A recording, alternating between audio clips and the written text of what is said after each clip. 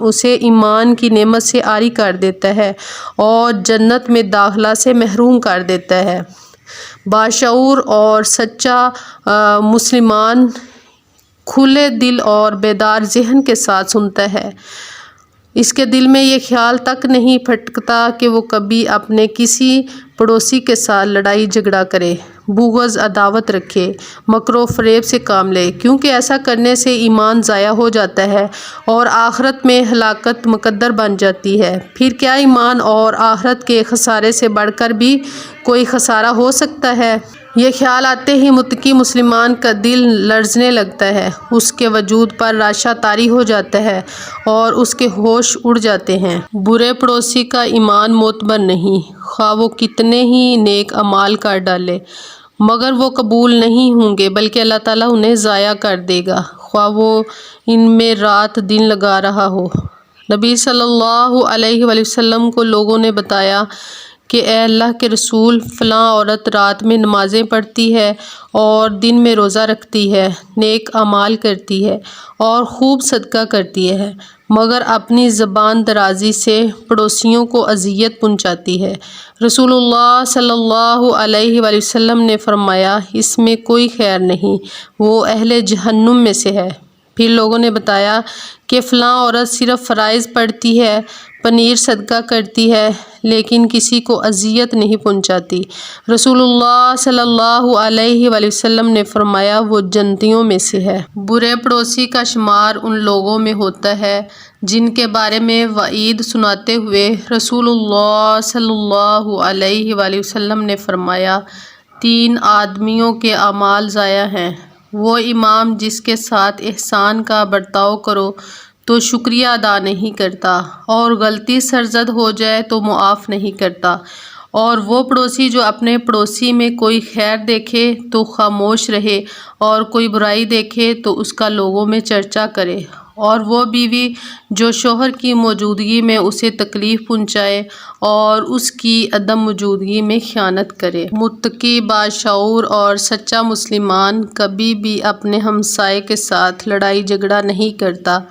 اگر کبھی لڑائی جھگڑے کی نوبت آ جاتی ہے تو وہ اس کا 1000 بار حساب لگاتا ہے، کیونکہ پڑوسیوں کے ساتھ لڑائی جھگڑا کرنے سے رسول اللہ صلی اللہ علیہ وآلہ وسلم کی تنبیہ برابر اس کے کانوں میں گونجتی رہتی ہے۔ قیامت کے روز سب سے پہلے جو 2 جھگڑا کرنے والے پیش کیے جائیں گے وہ دونوں پڑوسی ہوں گے۔ راسخ الایمان مسلمان اپنے پڑوسی کے ساتھ احسان اور خیر کا معاملہ کرنے میں کوئی کسر نہیں اٹھا رکھتا۔ وہ اس کے لیے حفاظت، رعایت، محبت، اکرام اور عزت افزائی کے دروازے کے دونوں پٹ کھلے رکھتا ہے۔ اس سلسلہ میں وہ اپنی ذمہ داریاں سر انجام دینے میں کوتاہی نہیں کرتا اور ڈرتا ہے کہ کہیں رسول کریم صلی اللہ علیہ وآلہ وسلم کا وہ فرمان اس پر صادق نہ آ جائے جو آپ صلی اللہ علیہ وآلہ وسلم نے ناشکر، بخیل اور خیر و احسان کا معاملہ نہ کرنے والے پڑوسی کے بارے میں فرمایا ہے۔ ارشاد ہے، قیامت میں بہت سے پڑوسی ایسے ہوں گے جو اپنے پڑوسی کو پکڑیں گے اور کہیں گے، اے رب، اس نے میرے لیے اپنا دروازہ بند رکھا اور خیر و احسان کا معاملہ کرنے سے باز رہا۔ قیامت میں بخیل اور احسان نہ کرنے والے پڑوسی کا کتنا برا ٹھکانہ ہے اور کیسی شرمندگی کا مقام ہوگا۔ اسلام کی نظر میں مسلمان ایک بلند و بالا، پرشکوہ اور مضبوط عمارت کی طرح ہے۔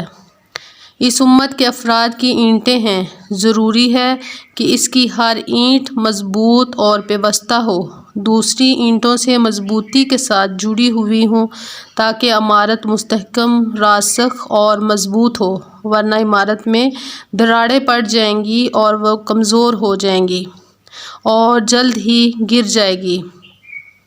اسلام نے اپنی اینٹوں کو اخوت باہمی کے مضبوط اور مستحکم تعلق سے پیوست رکھا ہے، جس سے اینٹوں میں استحکام، مضبوطی اور پائیداری باقی رہتی ہے اور مسلمانوں کی عمارت انتہائی مستحکم اور مضبوط رہتی ہے۔ اس سے وقتاً فوقتاً پیش آنے والے واقعات متزلزل کر سکتے اور نہ زبردست آندھیاں اور بگولے ہی اس کی بنیادوں کو ہلا سکتے ہیں۔ رسول کریم صلی اللہ علیہ وآلہ وسلم کے اس ارشاد میں مسلمانوں کے باہم اتحاد اور اتفاق اور تعاون خیر خواہی کی کتنی دلکش اور حسین تمثیل ہے۔ ارشاد نبوی ہے، ایک مومن دوسرے مومن کے لیے مضبوط عمارت کی طرح ہے کہ بعض کو بعض سے مضبوطی اور استحکام حاصل ہوتا ہے۔ مسلمان اپنے پڑوسی کی نازیبا حرکتوں اور تکلیفوں پر صبر سے کام لیتا ہے۔ اگر اس سے کوئی کمزوری سرزد ہوتی ہے تو بھڑک نہیں اٹھتا۔ اسی طرح اگر اس کے پڑوسی سے کوئی لغزش ہو جاتی ہے یا وہ کسی تقصیر میں مبتلا ہو جاتا ہے تو وہ اس پر گرفت نہیں کرتا بلکہ عفو درگزر سے کام لیتا ہے اور معاف کر دیتا ہے۔ اس طرح وہ اللہ تعالیٰ کی بارگاہ میں ثواب کی امید رکھتا ہے۔ اسے یقین ہوتا ہے کہ اس کا معاف کرنا، اس کا عفو اور معافی اللہ تعالیٰ کے ہاں ضائع نہیں ہوگی بلکہ ان کے ذریعے اللہ تعالیٰ کی محبت اور خوشنودی حاصل ہوگی۔ اس کی تصدیق سیدنا ابو ذر رضی اللہ عنہ کی حدیث ہے کہ جب ان سے سیدنا مطرف بن عبداللہ کی ملاقات ہوئی تو انہوں نے کہا، اے ابو ذر، مجھے آپ کی بیان کردہ یہ حدیث معلوم ہوئی تھی اور میں آپ سے ملنا چاہتا تھا۔ فرمایا، لو ملاقات تو ہو گئی۔ انہوں نے عرض کیا، مجھے معلوم ہوا ہے کہ رسول اللہ صلی اللہ علیہ وآلہ وسلم نے آپ سے یہ فرمایا ہے، اللہ تعالیٰ 3 لوگوں سے محبت کرتا ہے اور 3 لوگوں سے نفرت کرتا ہے۔ سیدنا ابو ذر رضی اللہ عنہ نے فرمایا، میں نہیں سمجھتا کہ میں رسول اللہ صلی اللہ علیہ وآلہ وسلم پر جھوٹ باندھ رہا ہوں۔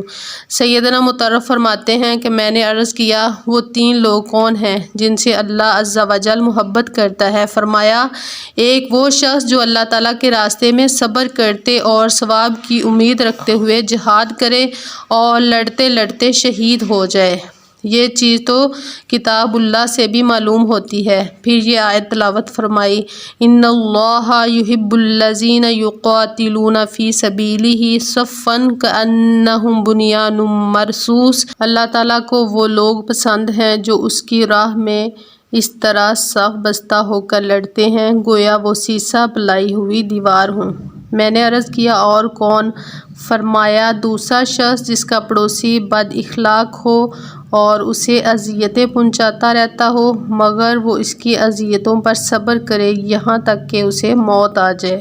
سچا مسلمان ہر لمحہ اپنے پڑوسی کے حقوق پہچانتا ہے، مصائب اور مشکلات میں اس کی مدد کرتا ہے، اس کی خوشحالی میں خوشی اور مسرت کا اظہار کرتا ہے اور اس کے رنج و غم اور خوشی میں شریک ہوتا ہے۔ اگر اس کا پڑوسی ضرورت مند محتاج ہو تو اس کے ساتھ حسن سلوک کرتا ہے اور اس کی ضرورتیں پوری کرتا ہے۔ اگر اسے کوئی بیماری لاحق ہو جائے تو اس کی عیادت کرتا ہے، اس کے ساتھ ہمدردی خیر خواہی کا اظہار کرتا ہے اور وقت ضرورت اس کے کام آتا ہے۔ اگر اس کا انتقال ہو جائے تو اس کے جنازے میں شریک ہوتا ہے اور اس کے گھر والوں کو دلاسا دیتا ہے، اپنے خاندان کے احساسات کا لحاظ رکھتا ہے اور ان چیزوں سے احتراز کرتا ہے جن سے احساس مجروح ہوں یا کسی بھی حیثیت سے اسے ٹھیس لگے۔